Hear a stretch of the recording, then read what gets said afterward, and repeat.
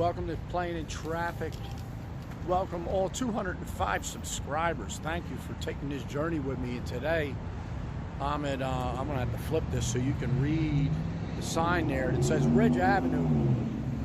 And I'm in the shadow of this piece. The one, the only, Divine Lorraine.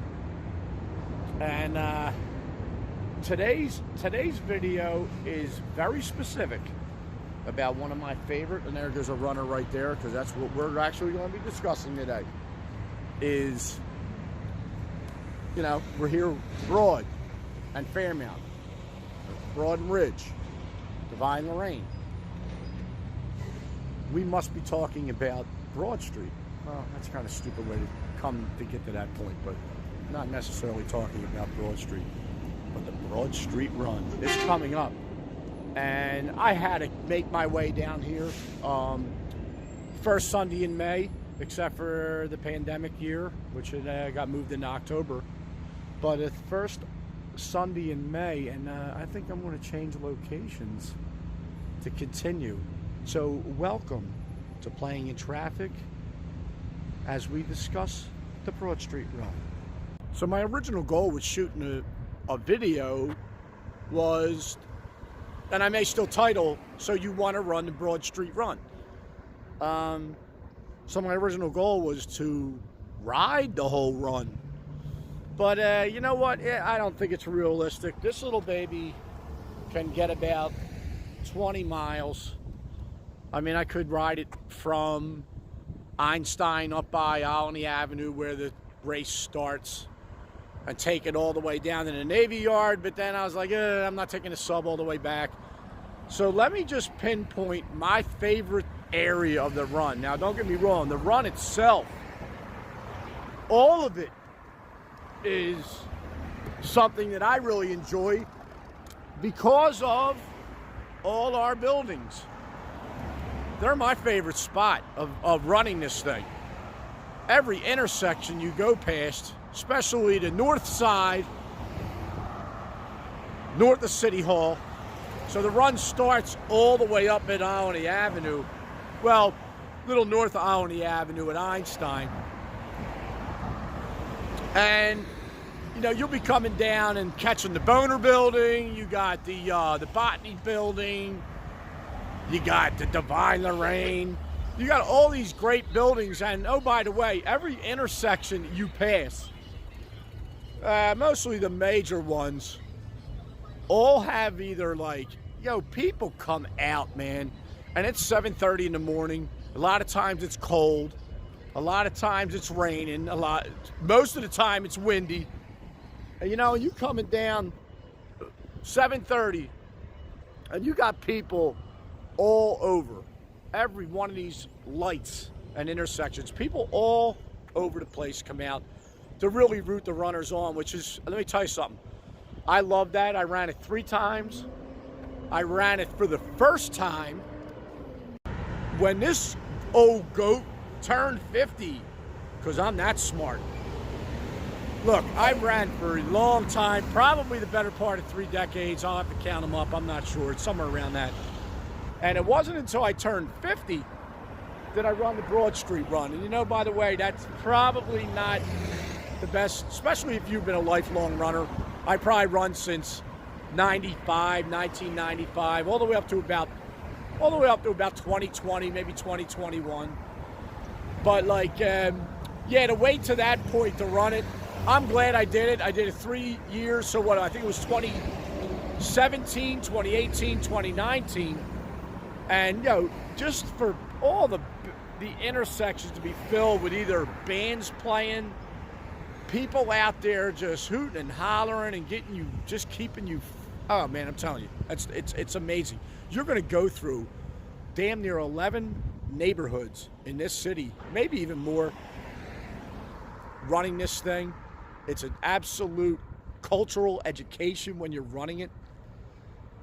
And I love distractions. I love to get away from aches and pains, knees and feet, and blah, blah, blah. But to be able to just run and look at some of this great architecture, listen to these people hooting and hollering and pushing you forward. yo, it's a hell of an experience. And I'm going to move a little bit closer to good old City Hall and discuss another thing that I find very interesting about the Broad Street Run. There goes good old City Hall in the background. Braxy B will be thrilled with this. And here's a building I never really cared to look at when I passed it. Sorry. The old school district building at 440 Broad. Whoa, look at you. There it is, sitting right there. I never really bothered looking at that one, but this one, I'm going to say, yeah.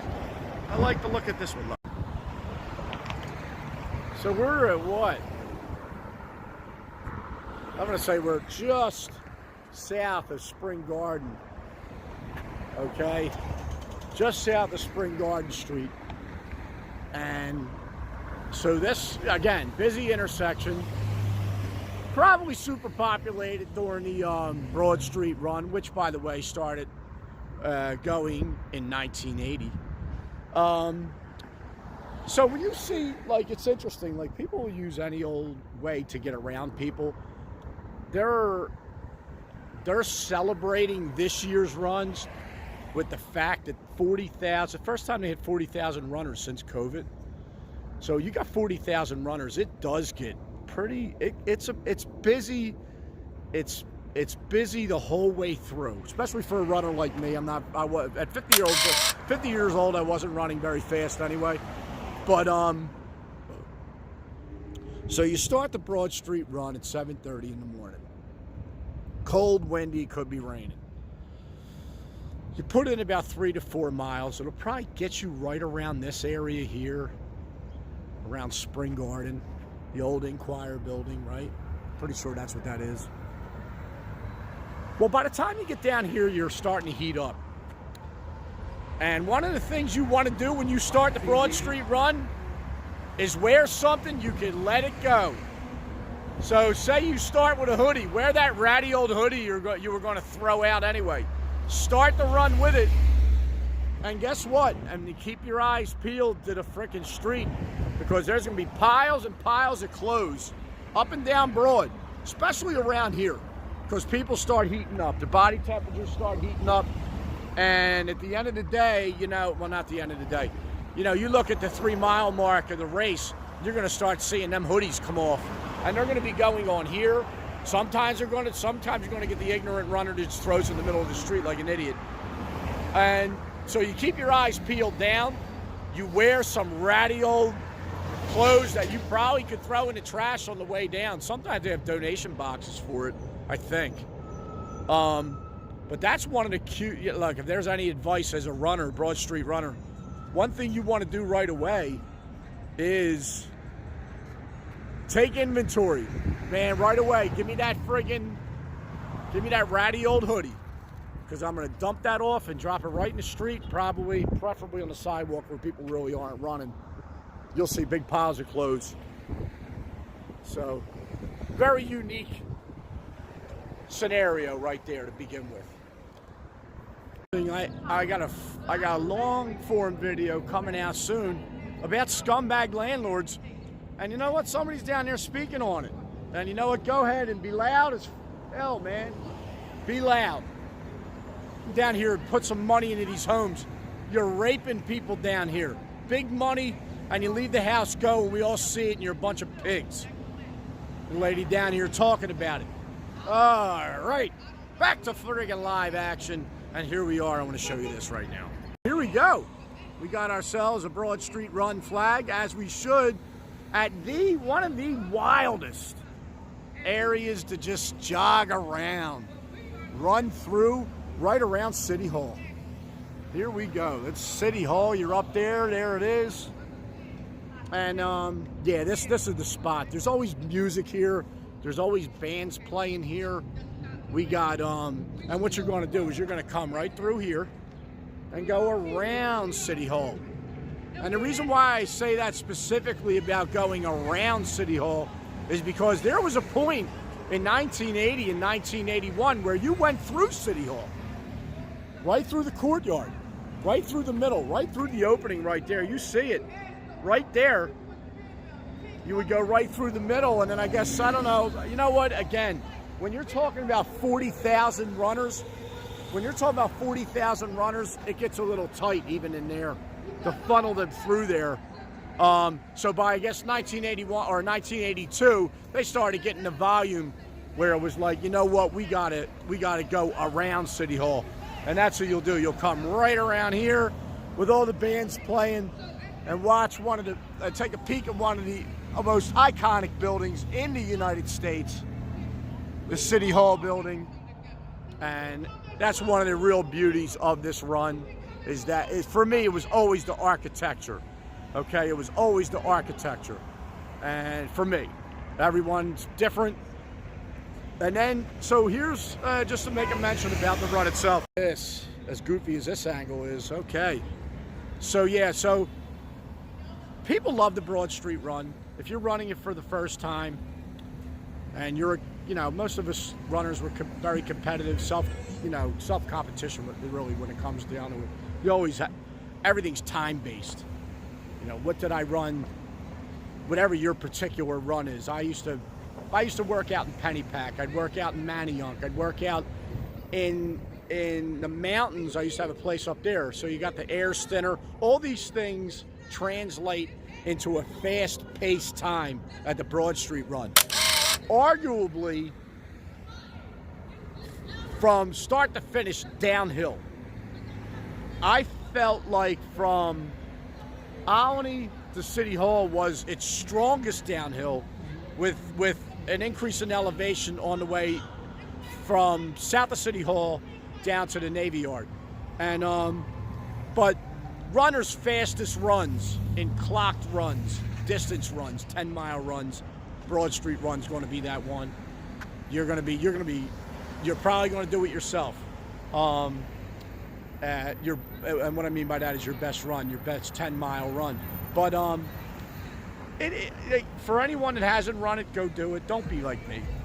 Especially, I don't know. I'm so mad at myself over the course of 20 years, from the age of 30 to 50, that I did not get myself out here, because I was running my best times, through my late 20s, my 30s. I was running 7-minute miles. This goof waited till 50, when I was literally running probably 9s. I was running 9.5-minute miles, and that's it. So I think that's a key. That's a key to this. Get yourself out there. A lot of people, they say, for the most part, if you train 3 months, if you can run a 40-minute 5K. Statistically speaking, if you can run a 40-minute 5K run, you could probably train for 3 months and be ready for the Broad Street Run. Something to keep in mind. But yeah, man, come on down. Broad Street Run. It's one of the true treasures of this city of Philly, at least for me. Some of my greatest memories is definitely running the Broad Street Run. Come on down and give it a try. Don't be shy, give it a try. You know what I mean? Maybe this will be running the first Sunday in May. Look at this pretty little thing. I'm gonna call that Dancing Water. I don't know what they call it. I call it Dancing Water. I like it. So yeah, I remember the Carbs, they do like a spaghetti dinner. I forget where it's located at, but when you come down to pick your packet up, which was, I think was at the convention center. I don't know what they're doing now in terms of that, but it's the best. It's the best. For me, it was a long time coming. If you're a first-time runner, you're going to enjoy it, man. It's good. You're going to love it.